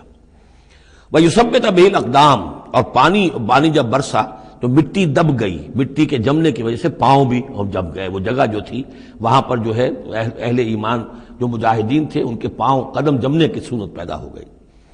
اِذْ یُوحِی رَبُّکَ إِلَى الْمَلَائِکَةِ، اور جب یاد کرو، گمان کرو، تصور کرو، جب کہ آپ کا رب وحی کر رہا تھا فرشتوں کو، انی معکم، وہ جو 1000 فرشتہ اللہ نے بھیجا، انی معکم، میں تمہارے ساتھ ہوں، فثبتوا الذین آمنوا، تو جاؤ اور اہل ایمان کے قدموں کو جما دو، اہل ایمان کے دلوں کو جما دو۔ سألقی فی قلوب الذین کفروا الرعب، عن قریب میں ان کافروں کے دلوں میں رعب ڈال دوں گا، ان پر دہشت طاری ہو جائے گی۔ فاضربوا فوق الاعناق، پھر مارنا ان کی گردنوں کے اوپر جیسے چاہے، واضربوا منہم کل بنان، اور مارنا ان کی ایک ایک پور پر، یعنی یہ کہ جب کسی شخص پر کوئی شخص دہشت زدہ ہو جائے تو اس کے اندر قوت مدافعت نہیں رہتی، پھر گویا کہ وہ جو بھی حملہ آور ہے اس کے رحم و کرم پر ہے، جدھر سے چاہے چوٹ لگائے، جدھر سے چاہے مارے۔ ذالک بانہم شاقوا اللہ ورسولہ، اور یہ سزا ان کو اس لیے دی جائے گی کہ انہوں نے مخالفت کی، ضدم ضدہ کی، دشمنی کی اللہ کی اور اس کے رسول کی۔ ومن یشاقق اللہ ورسولہ فإن اللہ شدید العقاب، اور جو اللہ اور اس کے رسول کا دشمن ہو جائے اور اس سے ضدم ضدہ کرے تو اللہ تعالیٰ بھی سزا دینے میں بہت سخت ہے۔ ذالکم فذوقوہ، دیکھو اب یہ قریش سے خطاب ہے، ذالکم فذوقوہ، دیکھو یہ آگے پہلی قسط وصول کرو، چکھ لو اس کو، وَأَنَّ لِلْكَافِرِينَ عَذَابَ النَّارِ، اور ابھی جو تمہارے یہ کھیت رہے ہیں ان کی سزا یہی ختم نہیں ہو گئی ہے، ان کے لیے جہنم کا عذاب ہے۔ یا ایھا الذین آمنوا اذا لقیتم الذین کفروا زحفا، اہل ایمان جب تمہارا مقابلہ ہو جائے کافروں سے میدان جنگ میں، یہ زحف کہتے ہیں جبکہ باقاعدہ دو لشکر ایک دوسرے کے سامنے مد مقابل بن کر آئیں، ایک چھاپا مار جنگ ہوتی ہے، جیسے کہ 8 جو پہلی اس سے مہمیں تھیں وہ جنگ کی شکل نہیں تھی بلکہ وہ مہمیں تھیں چھاپا مار، لیکن اب یہ پہلی مرتبہ جنگ ہوئی ہے، لہذا اس کے حوالے سے بات ہو رہی ہے۔ یا ایھا الذین آمنوا اذا لقیتم الذین کفروا زحفا فلا تولوہم الادبار، تو تم ان کو پیٹھ مت دکھاؤ، پیٹھ مت موڑو، مطلب یہ کہ کھڑے رہو، ڈٹے رہو، مقابلہ کرو، جان چلی جائے لیکن یہ کہ پیچھے قدم نہ ہٹے۔ وَمَن يُوَلِّهِمْ يَوْمَئِذٍ دُبُرَهُ، اور جو کوئی بھی اس روز اپنی پیٹھ دکھا دے گا یعنی میدان جنگ سے بھاگے گا، دو استثناءات کے ساتھ، الا متحرفا لقتال، سوائے اس کے کہ یا تو وہ کوئی داؤ لگا رہا ہو جنگ کے لیے، جیسے دو آدمی بھی جنگ کرتے ہیں اور تلوار اور اس کے ساتھ، تو کوئی ذرا ادھر ہٹتا ہے، پیچھے کو ہٹتا ہے، وہ بھاگنا نہیں ہوتا بلکہ وہ تو در حقیقت ایک ٹیکٹیکل موو ہے، وہ تو ایک اپنے داؤ کے لیے ذرا پیچھے ہٹنا، اب اس وقت میسرہ کو پیچھے کر لیا جائے اور جو میمنہ ہے اسے آگے بڑھایا جائے، یہ بات اور ہے۔ اور متحیزا الی فئۃ، یا یہ کہ کوئی اور جمعیت ہے جس کی طرف جا کر ملنا ہے اور اس کے لیے ریٹریٹ ہو رہی ہے، تو آرڈرلی ریٹریٹ یہ ایک علیحدہ شے ہو جائے گی اور ٹیکٹیکل موو یہ علیحدہ شے ہو جائے گی۔ تو آرڈرلی ریٹریٹ اور ٹیکٹیکل موو، ان دو کے سوا اگر کوئی بھگدڑ کے اندر کوئی جان بچا کر بھاگا، فقط باب غضب من اللہ، تو اس نے تو اللہ کا غضب جو ہے وہ کما لیا۔ ومأواہ جہنم، اس کا ٹھکانہ جہنم ہوگا، وبئس المصیر، اور وہ بہت ہی برا ٹھکانہ ہے۔ اب یہاں وہ بات آ گئی، فلم تقتلوہم، اے مسلمانوں تم نے انہیں قتل نہیں کیا، ولکن اللہ قتلہم، اللہ نے انہیں قتل کیا۔ ویسے تو یہ کہ فاعل حقیقی اللہ ہے، ہم جو کام بھی کرتے ہیں اور جس شے کے اندر بھی کوئی تاثیر ہے وہ اللہ ہی کی وجہ سے، لا فاعل فی الحقیقت ولا مؤثر الا اللہ، عام حالات میں بھی یہ، لیکن یہ خاص حالات تھے جن میں اللہ تعالیٰ کی خصوصی مدد آئی ہے۔ فلم تقتلوہم ولکن اللہ قتلہم وما رمیت اذ رمیت ولکن اللہ رما۔ اور اے نبی، آپ نے بھی جو کنکریوں کی مٹھی بھر کر پھینکی تھی، آپ نے کنکریاں لیں اپنی مٹھی میں اور پھینکا کفار کے لشکر کی طرف، شاہت الوجوہ، چہرے جو ہے بگڑ جائیں۔ تو یہ پتہ نہیں کہاں تک اللہ نے ان کنکریوں کو پہنچایا ہے۔ تو فرمایا، اور آپ نے جب وہ کنکریوں کی مٹھی پھینکی تھی، ما رمیت اذ رمیت، آپ نے نہیں پھینکی تھی، ولکن اللہ رما، یہ تو اللہ تعالیٰ نے پھینکی تھی۔ ہاتھ ہے اللہ کا، بندہ مومن کا ہاتھ۔ وَلِيُبْلِيَ الْمُؤْمِنِينَ مِنْهُ بَلَاءً حَسَنًا، تاکہ اللہ تعالیٰ اہل ایمان کے جوہر نکھارے، ان کے اندر کی چھپی ہوئی جو صلاحیتیں ہیں، مخفی ہیں، انہیں اجاگر کرے۔ یہ ذرا نوٹ کر لیجئے، بلا یبلو کے معنی ہوتا ہے آزمانا، تکلیف میں ڈال کر کسی آزمائش میں۔ ابلا یبلی جب یہ باب افعال سے آتا ہے تو کسی کے جوہر کو نکھارنا، کسی کی جو خابیدہ جو ہے اس کی صلاحیتیں ان کو ابھارنا، یہ ہے ابلا۔ لیبلی المؤمنین منہ بلاء حسنا، تاکہ اللہ تعالیٰ خوب اہل ایمان کے اوپر ان کے جو ہے جوہر نکھارے۔ ان اللہ سمیع علیم، یقیناً اللہ سب کچھ سننے والا اور جاننے والا ہے۔ ذالکم وان اللہ موہن کید الکافرین، یہ تو ہو چکا، اب اس جنگ کا جو نتیجہ تھا قریش تم نے دیکھ لیا، لیکن آئندہ بھی سمجھ لو اللہ تعالیٰ کافروں کے تمام چالوں کو ناکام بنا دے گا۔ یہ اہل ایمان سے بھی خطاب ہو گیا اور یہ کہ کفار کے لیے بھی، اور پھر کفار سے خطاب ہے، ان تستفتحوا فقد جاءکم الفتح۔ اصل میں ابو جہل جو لشکر کا وہ سمجھیے کمانڈر ان چیف کی حیثیت سے آیا تھا، اسے اتنا یقین تھا کہ میں نے اتنی تیاری کی ہے، اتنا ساز و سامان ہے کہ ہم مسلمانوں کو کچل کر رکھ دیں گے، تو پہلے سے پروپیگنڈا شروع کر دیا تھا، یہ یوم الفرقان ہوگا، یہ پتہ چل جائے گا اللہ کس کے ساتھ ہے۔ اللہ کو تو وہ بھی مانتے تھے، اللہ کے ساتھ دیویوں دیوتاؤں کو مانتے تھے نا، اللہ کے منکر تو نہیں تھے، لیکن یہ کہ ادھر اللہ ہی اللہ تھا، ادھر اللہ کے ساتھ اور منات اور دیوتا اور وہ بھی تھے، تو یہ کہ اللہ کس کے ساتھ ہے یہ ثابت ہو جائے گا۔ یعنی وہ اتنا یقین تھا اسے، جیسے 65 کی جنگ میں لاہور، فال آف لاہور دکھا دیا گیا BBC ٹیلی ویژن کے اوپر، یہ ہو چکا، لاہور جو ہے اس پر تو بھارتی فوج کا قبضہ ہو چکا، اتنا یقینی تھا۔ اسی طرح اس نے یوم الفرقان کہا، تو اسی کو اللہ تعالیٰ نے یوم الفرقان بنا دیا تاکہ منکشف ہو جائے، یہ بات مبرر ہو جائے کہ اللہ کس کے ساتھ ہے۔ اس اعتبار سے اس کی دعا بھی بڑی عجیب ہے، جو اس نے آ کر بدر سے ایک رات قبل جبکہ حضور بھی دعا مانگ رہے تھے اور طویل ترین سجدہ کیا تھا، اس نے بھی دعا کی تھی، اور وہ دعا جو ہے وہ موحدانہ دعا ہے، اس میں کسی لات عزا حبل منات کا کوئی تذکرہ نہیں۔ اللہم، اے اللہ، اقطعنا للرحم وعین الغدات، جس نے ہمارے رحمی رشتے کاٹ دیے ہیں، کل تو اسے ذلیل و خوار کر دے۔ یعنی اس کا جو سب سے بڑا چارج تھا، الزام تھا حضور پر، وہ یہ تھا کہ اس شخص نے آ کر ہمارے خاندانوں میں تفریق پیدا کر دی، بھائی کو بھائی سے جدا کر دیا، ایک بھائی مسلمان ہو گیا وہ علیحدہ ہو گیا، باقی بھائی کافر ہیں، ایک دوسرے کے دشمن ہو گئے، ماں باپ سے اولاد کو جدا کر دیا، شوہر کو بیوی سے کاٹ دیا، بیوی کو شوہر سے کاٹ دیا۔ ہماری طاقت تھی، ہمارا قبیلہ تھا، ہم قریش تھے، ظاہر بات ہے کہ قبائلی زندگی میں اتحاد، یکجوئی، یہی تو چیزیں ہوتی ہیں ساری کی ساری، کہ جس کی وجہ سے ان کی ساکھ ہوتی ہے، تو اس نے تو آ کر ہمارا ستیہ ناش کر دیا۔ اقطعنا للرحم، جس نے رحمی رشتے کاٹ دیے ہیں ہمارے، فاہن الغدات، تو اے اللہ کل اسے ذلیل و خوار کر دیجو۔ یہ دعا تھی ابو جہل کی۔ بہرحال اللہ تعالیٰ اب ان سے خطاب کر کے کہہ رہے ہیں کہ اے مشرکین مکہ، ان تستفتحوا، اگر تو تم چاہتے تھے کہ فیصلہ ہو جائے، فقد جاءکم الفتح، تو فتح فیصلہ ہو چکی، فیصلہ اللہ کا آ چکا، معلوم ہو گیا کہ حق کدھر ہے، باطل کدھر ہے۔ وَإِن تَنْتَهُوا فَهُوَ خَيْرٌ لَكُمْ، اب بھی اگر تم باز آ جاؤ تو یہ تمہارے لیے بہتر ہے۔ وَإِن تَعُودُوا نَعُودْ، اگر دوبارہ ارادہ کرو گے ہم بھی یہی کچھ دوبارہ کریں گے۔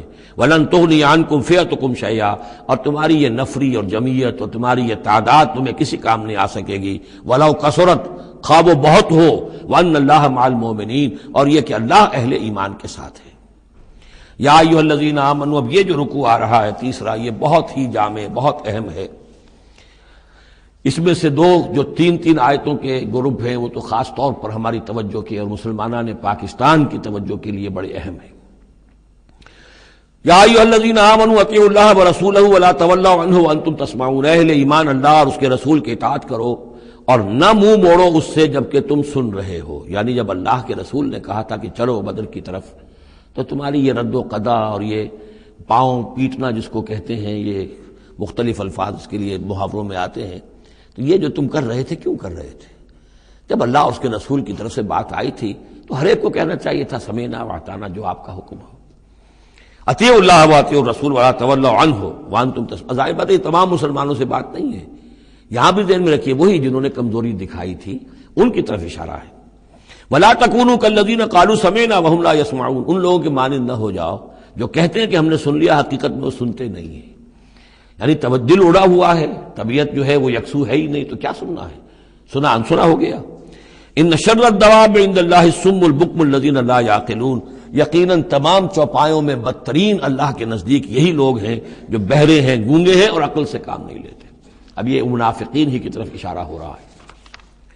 وَلَوْ عَلِمَ اللَّهُ فِيهِمْ خَيْرًا، اگر اللہ تعالیٰ کے علم میں ہوتا کہ ان میں کوئی خیر ہے، لَأَسْمَعَهُمْ، اللہ انہیں سنا دیتا۔ وَلَوْ أَسْمَعَهُمْ، اگر اللہ انہیں سنا دیتا، لَتَوَلَّوْا، پھر بھی پیٹ موڑ جاتے، وَهُمْ مُعْرِضُونَ، وہ ہیں ہی اعراض کرنے والے۔ یہ گویا کہ چند آیات ہیں کہ جس میں خاص طور پر جو لوگ بھی اس وقت ریلیکٹنٹ تھے، جو بھی کسی طریقے سے اس میں جھجک رہے تھے، ان کے لیے تنبیہ۔ اب 3 آیات آ رہی ہیں۔ یا ایھا الذین آمنوا استجیبوا للہ وللرسول اذا دعاکم لما یحییکم، اہل ایمان لبیک کہا کرو اللہ کی پکار پر، اور خاص طور پر رسول کی پکار پر جبکہ وہ تمہیں پکارے اس شے کے لیے جس سے تمہیں زندگی ملے گی۔ تم جنگ میں جانے کو سمجھ رہے ہو کہ موت کا دروازہ ہے، یہ تو اصل زندگی کا دروازہ ہے۔ ولا تقولوا لمن يقتل في سبيل الله اموات بل احياء ولكن لا تشعرون، تو یہ تو در حقیقت اللہ اور اس کے رسول جس چیز کی طرف تمہیں بلا رہے ہیں، حقیقی زندگی یہ ہے، روحانی زندگی یہ ہے، معنوی زندگی یہ ہے۔ یہ حیوانوں کی طرح جینا جو ہے یہ کوئی زندگی نہیں ہے، یہ تو در حقیقت اولئک کالانعام بل هم اضل، جو سورہ اعراف میں ہم پڑھ چکے ہیں، یہ حیوانوں کا سا زندگی گزارنا ہے۔ استجیبوا للہ وللرسول اذا دعاکم لما یحییکم واعلموا ان اللہ یحول بین المرء وقلبہ، اور جان لو اللہ تعالیٰ بندے اور اس کے دل کے درمیان حائل بھی ہو جایا کرتا ہے۔ یعنی اگر اللہ کے رسول کی پکار سنی اور انسنی کر دی، پھر سنی انسنی کر دی، پھر اللہ تعالیٰ پردہ بن جائے گا، اب سننے نہیں دے گا، معذور ہو جاؤ گے سننے سے۔ یہی وہ بات ہے جس کو کہیں کہتے ہیں ختم اللہ علی قلوبہم وعلی سمعہم، ان کے دلوں پر اللہ نے مہر کر دی ہے، ان کی سماعت پر، اور ہم پڑھ چکے ہیں سورہ انعام میں وَنُقَلِّبُ أَفْئِدَتَهُمْ وَأَبْصَارَهُمْ كَمَا لَمْ يُؤْمِنُوا بِهِ أَوَّلَ مَرَّةٍ، پہلی مرتبہ اگر نہیں کرو گے قبول تو پھر یہ ہے کہ تمہارے دل الٹ دیے جائیں گے، تمہاری نگاہیں الٹ دی جائیں گی۔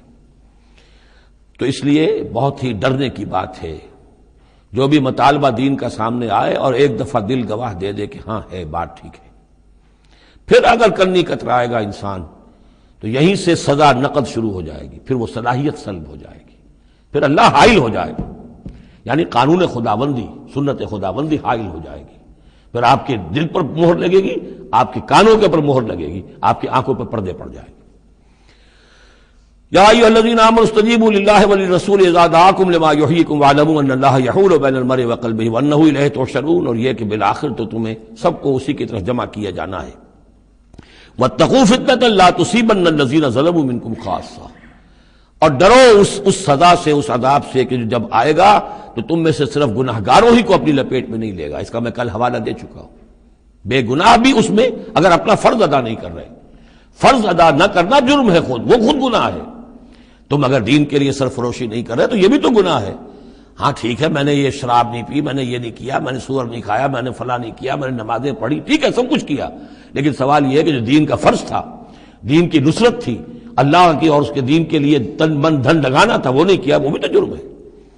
تو وَاعْلَمُوا، اور جان لو، ان اللہ یحول بین المرء وقلبہ وانہ الیہ تحشرون واتقوا فتنة لا تصیبن الذین ظلموا منکم خاصۃ واعلموا ان اللہ شدید العقاب، اور جان لو کہ اللہ سزا دینے میں بہت سخت ہے۔ وَاذْكُرُوا، یہ ہے خاص پاکستانی مسلمانوں کے لیے آیت، اور یاد کرو اذ انتم قلیلون، جب تم تھوڑی تعداد میں تھے، جیسے ہم بھی اقلیت کا خوف تھا ہمیں کہ ہم ہندوؤں کے مقابلے میں اقلیت ہیں، مستضعفون فی الارض، جنہیں زمین میں دبا لیا گیا تھا، تخافون ان یتخطفکم الناس، تمہیں اندیشہ یہ تھا کہ لوگ تمہیں اچک لے جائیں گے، اکثریت جو ہے وہ تمہیں ایکسپلائٹ کرے گی معاشی اعتبار سے، سماجی اعتبار سے، لسانی اعتبار سے، مذہبی اعتبار سے۔ فآواکم، تو اللہ نے تمہیں پناہ کی جگہ دے دی، وأیدکم بنصرہ، اور تمہاری مدد کی ہے، خاص تائید کی ہے اپنی خاص نصرت سے، ورزقکم من الطیبات، اور تمہیں بہترین پاکیزہ رزق عطا کیا ہے، لعلکم تشکرون، تاکہ تم شکر کرو۔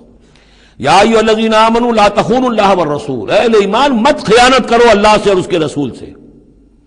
ایمان کا دم بھرنا اور پھر اس کے دین کو، اللہ کے دین کو مغلوب دیکھ کر بھی اپنے دھندے، اپنے کاروبار، اپنی جائیداد، اپنی ملازمت، اپنا پروفیشن، اسی چکر میں لگے رہنا، اس سے بڑی خیانت کیا ہوگی؟ بے وفائی ہے، غداری ہے، خیانت ہے۔ لا تخونوا اللہ والرسول، اللہ اور اس کے رسول کے ساتھ خیانت نہ کرو، وتخونوا اماناتکم وانتم تعلمون، اور نہ ہی اپنی آپس کی امانتوں میں خیانت کرو۔ سب سے بڑی خیانت تو اللہ کے ساتھ خیانت ہے، سب سے بڑی وہ امانت جو اللہ نے اپنی روح تم میں پھونکی ہے، اس کا حق اگر تم ادا نہیں کر رہے ہو تو سب سے بڑی خیانت یہ ہے، جس کو کہ فرمایا گیا ہے سورہ احزاب میں، ہم نے آسمانوں پر، زمین پر، پہاڑوں پر پیش کی، ان عرضنا الامانۃ علی السماوات والارض والجبال فابین ان یحملنها واشفقن منها وحملها الانسان۔ تو بہت بڑی بڑی امانتیں تمہارے پاس ہیں، دین کی امانت ہے، قرآن کی امانت ہے، شریعت کی امانت ہے، یہ سب امانتیں محمد رسول اللہ کی ہیں۔ وَأَنَّ اللَّهَ عِندَهُ أَجْرٌ عَظِيمٌ، اور یقیناً اللہ ہی کے پاس ہے بہت بڑا اجر۔ یا ایھا الذین آمنوا ان تتقوا اللہ یجعل لکم فرقانا وَاعْلَمُوا أَنَّمَا أَمْوَالُكُمْ وَأَوْلَادُكُمْ فِتْنَةٌ، اور جان لو تمہاری اولاد اور تمہارے اموال تمہارے لیے فتنہ ہے۔ یہی روکتے ہیں، یہی دو بیڑیاں ہیں جو پاؤں میں پڑی رہتی ہیں، مال اور اولاد۔ اولاد کو اعلیٰ سے اعلیٰ تعلیم دلانی ہے، اس کے لیے بڑی بڑی فیسیں دینی پڑتی ہیں، اس کے لیے ظاہر بات ہے کہ اپنا ایک ایک قطرہ جو ہے پسینے کا اور خون کا لگائیں گے تو کہیں جا کر وہ ساری چیزیں فراہم ہوگی۔ آدمی کھپ گیا اسی کے اندر، اولاد کے لیے یا مال کے لیے، پھر کہاں سے وقت لائیں دین کے لیے اور دین کے لیے نصرت کے لیے؟ کہاں کوئی رمق جسم کے اندر باقی رہ جاتی ہے؟ جان لو کہ تمہارے اموال اور تمہاری اولاد تمہارے لیے فتنہ ہے۔ فتنہ کہتے ہیں جس پر کسی کو پرکھا جائے، کسوٹی جس کے اوپر پرکھا جا رہا۔ وَأَنَّ اللَّهَ عِندَهُ أَجْرٌ عَظِيمٌ، اور یقیناً اللہ ہی کے پاس ہے بڑا اجر۔ یا ایھا الذین آمنوا ان تتقوا اللہ یجعل لکم فرقانا، اہل ایمان اگر تم اللہ کے تقوی پر برقرار رہو گے، تمہارے لیے فرقان، ایک کے بعد دوسری فرقان آتی رہے گی۔ پہلا فرقان تو یہ آ گیا ہے، یہ فتح جو تمہیں دی گئی ہے۔ وَيُكَفِّرْ عَنْكُمْ سَيِّئَاتِكُمْ، اور یہ کہ تمہارے سے تمہاری جو کمزوریاں ہیں، برائیاں ہیں، وہ اللہ تعالیٰ دور کر دے گا۔ وَيَغْفِرْ لَكُمْ، اور بخش دے گا۔ واللہ ذو الفضل العظیم، اللہ بڑے فضل والا ہے۔ وَإِذْ يَمْكُرُ بِكَ الَّذِينَ كَفَرُوا، اب یہ ہجرت سے پہلے جو صورتحال تھی مکے میں کہ قریش کے سردار بیٹھتے تھے دارالندوہ میں، کیا کریں اب ہم محمد صلی اللہ علیہ وسلم کو قتل کر دیں، سازشیں ہوتی تھیں، اور اسی طریقے سے انہیں قید کر دیں، کہیں یہاں سے نکلنے پہ مجبور کر دیں، تو وہ جو سازشیں ان کی ہوتی تھی اور مشورے ہوتے تھے ان کا ذکر ہے۔ وَإِذْ يَمْكُرُ بِكَ الَّذِينَ كَفَرُوا، اور جب یاد کیجئے جبکہ وہ لوگ جو کافر ہوئے، یہ کافر لوگ آپ کے بارے میں مشورے کرتے تھے، چالیں چلتے تھے، اسکیمیں بناتے تھے، سازشیں کرتے تھے۔ لِیُثْبِتُوکَ، نمبر ایک تو یہ کہ آپ کو کہیں قید کر دیں، اور یقتلوک، یا قتل کر دیں، اور یخرجوک، یا آپ کو اپنی بستی سے کہیں نکال دیں۔ وَيَمْكُرُونَ وَيَمْكُرُ اللَّهُ، وہ بھی چالیں چل رہے تھے، ان کی بھی اسکیمز تھیں اور اللہ کی اپنی اسکیم تھی۔ واللہ خیر الماکرین، اور ظاہر بات ہے کہ اللہ تعالیٰ بہترین ہے پلاننگ کرنے والا اور بہترین ہے تدبیر فرمانے والا۔ وَإِذَا تُتْلَىٰ عَلَيْهِمْ آيَاتُنَا قَالُوا قَدْ سَمِعْنَا لَوْ نَشَاءُ لَقُلْنَا مِثْلَ هَٰذَا، اور جب انہیں ہماری آیات پڑھ کے سنائی جاتی ہے تو وہ کہتے ہیں ٹھیک ہے، بہت سن لی ہم نے یہ آیات، بہت محمد آپ نے سنا لیا، کوئی ایسی بات بھی نہیں ہے، ہم چاہیں گے تو ایسا ہی کلام ہم بھی کہہ لیں گے۔ جرت نہیں کی کسی نے کہ آئے کہ یہ کلام میں نے موضوع کیا ہے اور یہ قرآن کے برابر ہے، تو کوئی کمیشن بٹھا لیجئے، کوئی سازش بنا لیجئے کہ تو طے کریں، یہ جرت نہیں ہوئی۔ لیکن یہ کہہ دینے میں تو کوئی بات نہیں تھی، زبان کون پکڑے گا؟ لو نشاء لقلنا مثل هذا، اگر ہم چاہیں گے تو ہم بھی ایسے کہہ دیں گے، کوئی ایسی بڑی بات نہیں ہے۔ یہ نضر بن حارث تھا کہ جس کی طرف یہ الفاظ منقول ہیں تاریخ اور سیرت میں۔ ان هذا الا اساطیر الاولین، یہ نہیں ہے یہ مگر یہ کہ پچھلوں کی کہانیاں ہیں، قصے ہیں، جیسے آج بھی مستشرقین کہتے ہیں کہ کچھ تورات سے کچھ انجیل سے محمد نے لے لیا جوڑ جاڑ کر اور یہ قرآن بنایا ہے۔ اب تو خیر وہ دور ذرا بدل گیا ہے، یہ ذرا پچھلی صدی کی بات تھی، اس دور میں لوگ اس قسم کی باتیں زیادہ کرتے تھے۔ وَإِذْ قَالُوا اللَّهُمَّ إِن كَانَ هَذَا هُوَ الْحَقُّ، اور وہی بات جو میں نے آپ کو بتائی تھی کل بھی کہ کہ قریش کے لیے سب سے بڑا مسئلہ اپنے عوام کو سنبھالنے کا ہو گیا تھا، کیسے روکیں ان کو کہ یہ محمد صلی اللہ علیہ وسلم کا ایمان نہ لائیں۔ اس کے لیے جو اور تدبیریں وہ کرتے تھے اسی کی طرح کی ایک تدبیر کا ذکر آ رہا ہے۔ مجمع عام میں کھڑے ہو کر دعائیں مانگ رہے ہیں، اے اللہ اگر یہ جو کچھ محمد کہہ رہے ہیں اگر یہ حق ہے اور تیرے پاس سے آیا ہے یہ قرآن، فامطر علینا حجارۃ من السماء وَإِذْ قَالُوا اللَّهُمَّ إِنْ كَانَ هَذَا هُوَ الْحَقَّ مِنْ عِنْدِكَ، اگر یہ ہے حق تیری طرف سے، فامطر علینا حجارۃ من السماء، تو برسا دے ہم پر پتھر آسمان سے، اب ائتنا بعذاب علیم، یا پھر بھیج دے ہم پر کوئی عذاب۔ اب عذاب آیا نہیں، دیکھ لو، اس کا مطلب یہ کہ یہ محمد جھوٹے ہیں صلی اللہ علیہ وسلم۔ ہم نے تو کہہ دیا، اللہ کو پکار کر کہہ دیا، ہو سکتا ہے کبھی کعبے کے پردے پکڑ پکڑ کر کہا ہو اسی طریقے سے، تاکہ پورا یقین ہو جائے، کسی درجے میں بھی ہمارے عوام کے اندر کوئی وسوسہ، کوئی دغدغہ باقی نہ رہے۔ وَمَا كَانَ اللَّهُ لِيُعَذِّبَهُمْ، اور اللہ تعالیٰ انہیں عذاب نہیں دے سکتا تھا، اللہ کے لیے ممکن نہیں تھا کہ ان پر عذاب بھیجتا، وَأَنْتَ فِيهِمْ، جبکہ ابھی اے محمد آپ ان کے مابین موجود تھے۔ ہجرت سے پہلے معاملہ نہیں ہوا کرتا یہ، اللہ اپنے رسول کو ان کے ساتھی اہل ایمان کو نکال لیتا ہے، اس کے بعد کوئی عذاب اس نوعیت کا آتا ہے جس نوعیت کا وہ عذاب مانگ رہے تھے۔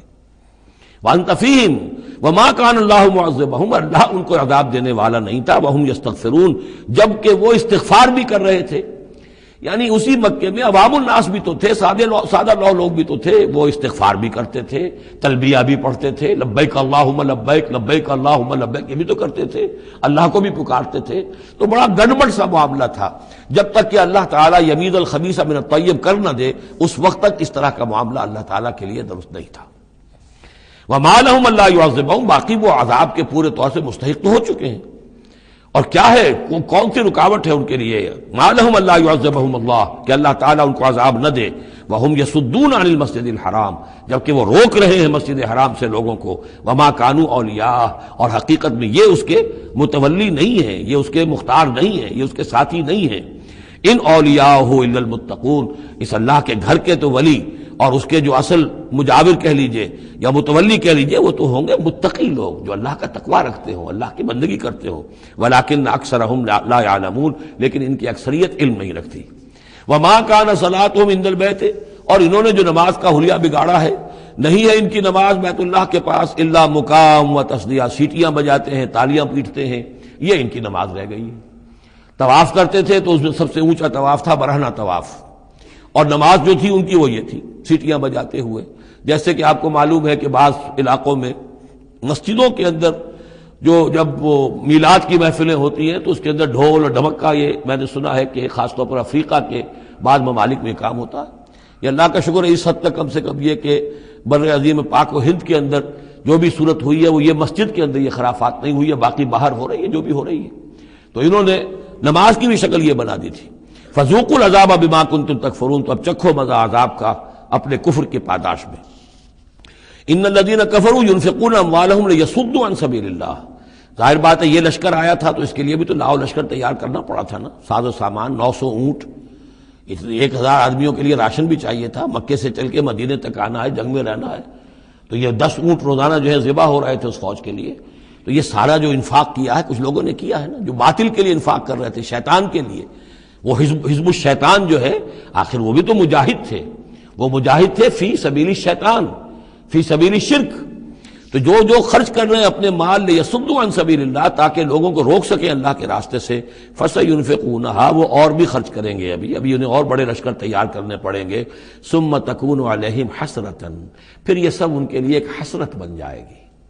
سب کچھ مال بھی ہم نے لگا دیا، ساری جانیں ہم نے گنوا دی، کچھ نہ ہوا، محمد کا بال بیکا نہ کر سکے صلی اللہ علیہ وسلم، اللہ کا دین تو جا الحق وزهق الباطل ان الباطل کان زہوقا، ایک وقت آئے گا کہ اللہ کا دین جو ہے غالب ہو جائے گا۔ ثم یغلبون، پھر وہ مغلوب ہو کر رہیں گے، والذین کفروا الی جہنم یحشرون، اور جو ان میں سے کافر ہوں گے، جو اس وقت ایمان لے آئیں گے اللہ تعالیٰ ان کو معاف فرما دے گا، اور جو کفر پر اڑے رہیں گے وہ جہنم کی طرف گھیر کر لے جائے جائیں گے۔ لیمیز اللہ الخبیث من الطیب، یہ بات جو ہے سورہ آل عمران میں بھی آئی، تاکہ اللہ تعالیٰ پاک کو ناپاک سے علیحدہ کر دے، ممیز کر دے۔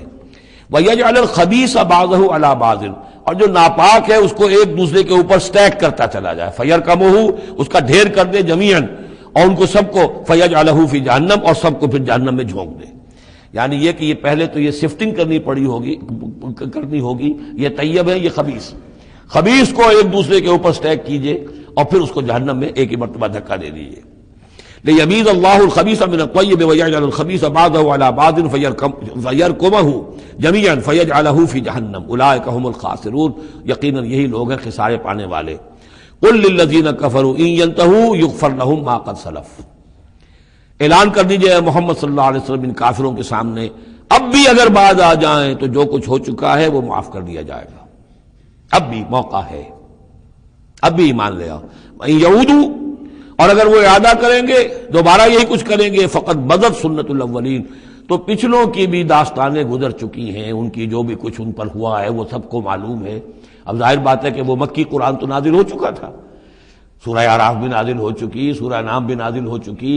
جو کچھ ہوا ہے قوم ہود کے ساتھ، قوم صالح کے ساتھ، قوم شعیب کے ساتھ، اس ساری داستانیں تو تھی. فقط مدد سنت الاولین، اگلوں کا جو طریقہ اور راستہ تھا وہ تو گزر چکا ہے، وہ سب کے سامنے آ چکا ہے. وَقَاتِلُوهُمْ حَتَّى لَا تَكُونَ فِتْنَةٌ وَيَكُونَ الدِّينُ كُلُّهُ لِلَّهِ. یہ سورہ بقرہ میں بھی آیت آئی تھی اور اب آئی ہے اضافی شان کے ساتھ. یعنی اے مسلمانوں، اب تمہاری یہ دعوت و تحریک جو ہے یہ اس مرحلے میں داخل ہو گئی، آرمڈ کانفلکٹ. اب یہ 15 برس کے بعد حضور نے جب دعوت کا آغاز کیا ہے مکے میں، اس کے بعد سے 15 برس گزر چکے. اب وہ دعوت، تنظیم، تربیت، صبر محض کا دور ختم ہوا، پیسو ریزسٹنس کا دور ختم ہوا. اب ایکٹیو ریزسٹنس کی محمد نے صلی اللہ علیہ وسلم اقدام کیا، اور اقدام کے نتیجے میں آخری اور چھٹا مرحلہ آ گیا، یعنی آرم کانفلکٹ. اب تلوار سے ٹکرا چکی. اب تمہاری تلواریں نیام میں نہیں جائیں گی جب تک کام مکمل نہ ہو جائے. اور کام کی تکمیل کیا ہے؟ فتنہ بالکل ختم ہو جائے. وَقَاتِلُوهُمْ حَتَّى لَا تَكُونَ فِتْنَةٌ. فتنہ وہ کیفیت ہے کہ جس میں ایمان پر قائم رہنا، ایمان پر عمل کرنا مشکل ہو جائے. جب باطل کا غلبہ ہے تو ایک بندہ مومن کے لیے ایمان پر پوری طریقے سے کاربند ہونا مشکل ہے. لہذا اس صورتحال کو ختم کرو، یعنی اب دین کا غلبہ ہو جائے. حَتَّى لَا تَكُونَ فِتْنَةٌ وَيَكُونَ الدِّينُ كُلُّهُ لِلَّهِ. دین بھی جزوی نہیں، کل کا کل دین اللہ ہی کے تابع آ جائے. فَإِنِ انتَهَوْا فَإِنَّ اللَّهَ بِمَا يَعْمَلُونَ بَصِيرٌ. پھر اگر وہ باز آ جائے تو جو کچھ وہ کر رہے ہیں اللہ اسے دیکھ رہا ہے. وَإِن تَوَلَّوْا، اور اگر پیٹھ موڑ لیں، وَاعْلَمُوا، تو اے مسلمانوں تم یہ جان لو، أَنَّ اللَّهَ مَوْلَاكُمْ، اللہ تمہارا مولا ہے، تمہارا ولی ہے، ساتھی ہے، مددگار ہے، پشت پناہ ہے. نعم المولا ونعم النصیر. کیا ہی اچھا ہے وہ حمایتی اور کیا ہی خوب ہے وہ مددگار. بارک اللہ لی ولکم فی القرآن العظیم ونفعنی وإیاکم بالآیات والذکر الحکیم.